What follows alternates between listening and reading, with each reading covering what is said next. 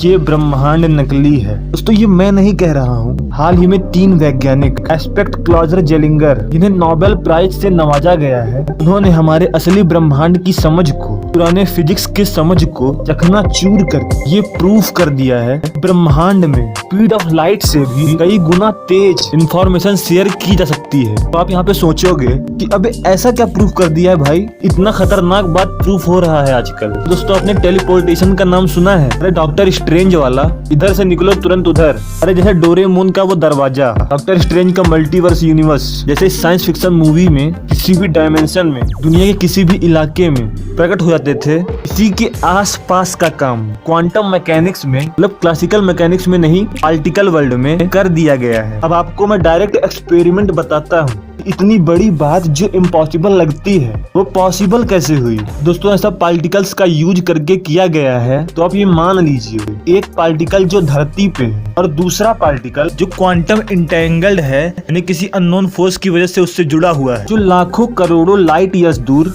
किसी दूसरी गैलेक्सी में है। यहाँ धरती वाले पार्टिकल पर अगर ये पार्टिकल राइट साइड में घूम रहा है तो वहाँ लाखों लाइट ईयर्स दूर जो दूसरा पार्टिकल है तो अपने आप लेफ्ट साइड में घूमेगा। अब आप यहाँ पे नोटिस करेंगे कि सन को पृथ्वी तक लाइट भेजने में 8 मिनट लगते हैं, लेकिन यहाँ तो इन्फॉर्मेशन लाखों करोड़ों लाइट ईयर्स दूर भी सिर्फ क्वांटम इंटेंगल्ड होने की वजह से 1 सेकंड से भी कम समय में पहुँच जा रहा है। मतलब अगर यहाँ पे कुछ हो रहा है तो इन्फॉर्मेशन तुरंत ही वहाँ पर पहुँच जा रही है और इसके हिसाब से वहाँ पे एक्शन हो रहा है। तो क्वांटम इंटेंगलमेंट अचीव कैसे किया गया, मतलब ये सब प्रूफ कैसे हुआ?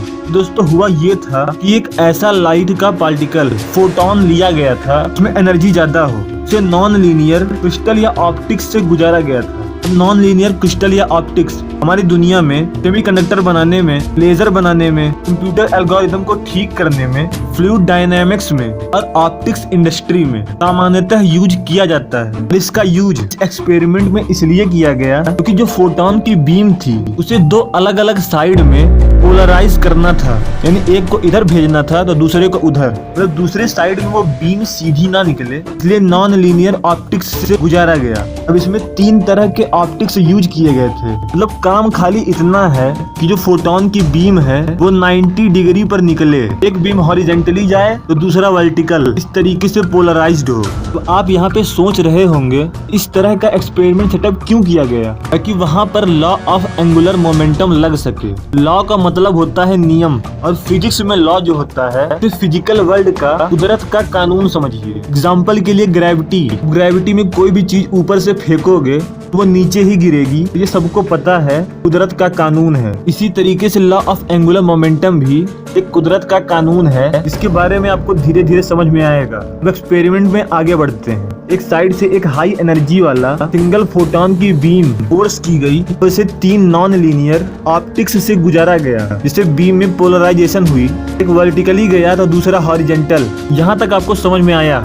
दोस्तों ये 2 पार्टिकल क्वांटम इंटेंगल्ड हैं, मतलब सिंगल हाई एनर्जी वाले फोटोन से निकलने की वजह से एक दूसरे से उलझे हुए हैं। हुआ ये, दोनों पार्टिकल्स को हंड्रेड्स ऑफ माइल्स पर अलग अलग भेज दिया गया। जैसे एक पार्टिकल को ISS यानी इंटरनेशनल स्पेस स्टेशन में भेजा गया, दूसरे को अर्थ पर एक लैब में भेजा गया। लेकिन ये दोनों पार्टिकल इस एंगल में मूव कर रहे हैं, भेजते वक्त किसी को नहीं पता है, उसकी रीडिंग अभी नहीं हुई है। तो लैब में जब पार्टिकल की रीडिंग हुई, उनको मेजर किया गया, तो जैसे ही लैब वाले पार्टिकल की स्टेट राइट मिली, इंटरनेशनल स्पेस स्टेशन वाले लैब में दूसरे वाले पार्टिकल की स्टेट लेफ्ट मिली। और दोस्तों इस एक्सपेरिमेंट से एक्चुअली प्रूफ करके दिखा दिया गया, इसकी वजह से इन 3 वैज्ञानिकों को नोबेल प्राइज दिया गया। और ये प्रूफ हो गया, क्वांटम पार्टिकल अगर क्वांटम इंटेंगल्ड हो या एक दूसरे से उलझे हुए हो, फिर चाहे दूरी कितनी भी हो, स्पीड ऑफ लाइट उसके सामने कुछ भी नहीं होगी। और इतनी स्पीड से इंफॉर्मेशन ट्रांसफर हो रहा है, यह काम तुरंत हो रहा है, इधर लेफ्ट उधर राइट। और इस एक्सपेरिमेंट से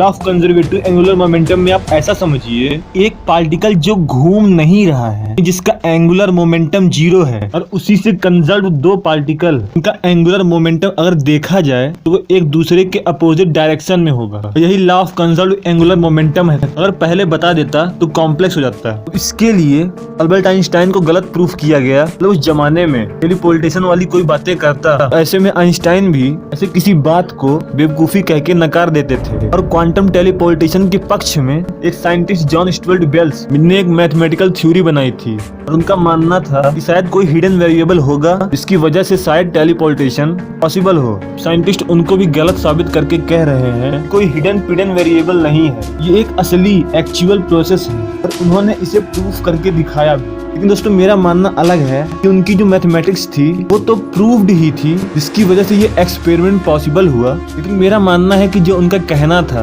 कोई हिडन वेरिएबल होगा, वो शायद अभी भी उतनी ही मजबूती से सही है। और इसे मैं लास्ट में बताऊंगा कि ऐसा क्यों। अब यहाँ पर 3 काउंटर आर्गुमेंट जो मुझे समझ में आ रहे हैं। स्पीड ऑफ लाइट से तेज कोई चीज अभी भी नहीं जा सकती, उसके पक्ष में वो ये है क्वांटम इंटेंगलमेंट, यानी दो पार्टिकल जो फंसे हुए हैं, ये सिर्फ एक एक्सपेरिमेंट है, क्योंकि एक सिंगल पार्टिकल के बेसिस पे हो रहा है, और सही भी है। एक्सपेरिमेंट से क्वांटम वर्ल्ड की तकनीकों में इम्प्रूवमेंट आएगी, इसकी बात मैं दूसरी वीडियो में करूंगा। लेकिन सारे पार्टिकल्स जो अगर एंटेंगल्ड नहीं है, अब यहाँ पे अगर इसलिए लगाया कि जितना डेटा है हमारे पास वो कुछ भी नहीं है आइंस्टाइन की स्पीड ऑफ लाइट वाली लॉ को रॉन्ग साबित करने के लिए। तो अभी तक हमारे द्वारा जो पूरा ऑब्जर्वेबल यूनिवर्स है, जितना यूनिवर्स जो हमें पता है, उसमें 10 की पावर 80 पार्टिकल्स हैं, और इसमें एक एक पार्टिकल काउंट हो गया है। मतलब क्वार्क्स वाले लेवल तक सब काउंट हो गया है। हमें जो डेटा चाहिए तो 10 की पावर 3, तो 3 के आगे 13 जीरो और लगा दो। तो समझ रहे हो बात किस लेवल की हो रही है। यहाँ 10 की पावर 8 और 1 जीरो जो हमें पता है, तो चाहिए 10 की पावर 3 और 13 जीरो। अब अगर आपको इतना डेटा मिल जाए तो पता चल जाए अभी तक हमारे पास जितने पार्टिकल्स हैं वो सारे दूसरे पार्टिकलों से इंटेंगल्ड हैं या नहीं है। और इस लेवल पर इंफॉर्मेशन स्पीड ऑफ लाइट से भी नॉर्मली तेज है, ये आपको रोज रोज दिखाई पड़ेगी। अभी खाली एक्सपेरिमेंट में हमारे द्वारा quantum entangled particles he speed of light का उल्लंघन कर पा रहे हैं। पूरे यूनिवर्स में ये अपने आप हो रहा है कि नहीं, ये हमें नहीं पता, क्योंकि उतना डेटा ही नहीं है। तो यहाँ पे सेंटेंस ये बना कि हमारे द्वारा एक्सपेरिमेंट में क्वांटम इंटेंगल्ड पार्टिकल्स को छोड़कर स्पीड ऑफ लाइट से तेज भी ट्रेवल नहीं कर सकता है। इसको इस तरह से समझिए। दूसरा काउंटर आर्गुमेंट ये आप मान सकते हैं कि जो खुद स्पेस है खुद ही स्पीड ऑफ लाइट से तेज फैल रहा है, और इसी आइडिया पे बहुत सी थ्योरी बनी हुई है स्पीड ऑफ लाइट अचीव करने के लिए। वैसा नहीं है, स्पीड ऑफ लाइट से तेज हमने अभी तक कुछ भी नहीं सोचा है। इस सिंपल इक्वेशन में पॉइंट ए से पॉइंट बी तक कोई अगर रेस लगाए तो उसके लिए स्पीड ऑफ लाइट अचीव करना इम्पॉसिबल है। और यहाँ पर आपको ये भी समझना होगा फिर तीसरा काउंटर आर्गुमेंट कि जब आप इस एक्सपेरिमेंट में पार्टिकल्स को ऑब्जर्व करेंगे दोनों तरफ, अब तो इंफॉर्मेशन स्पीड ऑफ लाइट से कई गुना तेज ट्रेवल हो रहा है। लेकिन अगर आप ये सोचें कि आप उन पार्टिकल्स को मैनिपुलेट करेंगे तो इस केस में वेव फंक्शन कोलैप्स हो जाएगा। वेव फंक्शन मतलब अभी तक हमने सबसे छोटे पार्टिकल्स के अंदर यानी क्वार्क्स के अंदर, उसके अंदर की जो दुनिया पूरी है वो वेव्स के फॉर्म में है, और वही इंफॉर्मेशन शेयर करता है। और हमारे मैनिपुलेट करने से इंटेंगलमेंट तो रहेगा, ये पार्टिकल दूसरे पार्टिकल से फंसा हुआ रहेगा। इन मैनिपुलेशन में वेव फंक्शन कोलैप्स हो जाने की वजह से इंफॉर्मेशन भेजना बंद हो जाएगा। और इन सारी चीजों से उलट आपका ये क्वेश्चन होना चाहिए, भाई अगर डेटा मिल गया, नहीं 10 की पावर 3 फिर 13 जीरो, अगर इतना डेटा मिल गया क्या तब भी प्रॉब्लम होगी? जी हाँ, बात ये है कि हमें ये नहीं पता है कि जो इंटेंगलमेंट है वो किस तरह के फोर्स की वजह से है। ऐसी कौन सी एनर्जी है जो दो पार्टिकल्स को इतनी दूर तक भी इंटेंगल्ड रख पाती है। तो जो मैंने बताया था जॉन बेल की इनइक्वालिटी वाली थ्योरी के हिसाब से, जो उन्होंने हिडन वेरिएबल बोला था, ऐसा कोई हिडन वेरिएबल होगा जिसकी वजह से इंटेंगलमेंट पॉसिबल होगा, वो आप इस नजरिए से देखेंगे तो अभी भी सही लगेगा, जो मेरा मानना है। अब अगर दो पार्टिकल्स को इतनी दूर तक इंटेंगल्ड रख पाने वाली एनर्जी के बारे में हमें पता चल जाए तो फिर शायद पार्टिकल्स का मैनिपुलेशन भी आसान हो जाएगा। और अगर पार्टिकल का मैनिपुलेशन हो गया तो क्वांटम इंटरनेट जैसे कॉन्सेप्ट्स की शुरुआत होगी। बिना किसी कनेक्शन के कई लाइट ईयर्स दूर डेटा स्पीड ऑफ लाइट को हराते हुए से पहुंचेगा।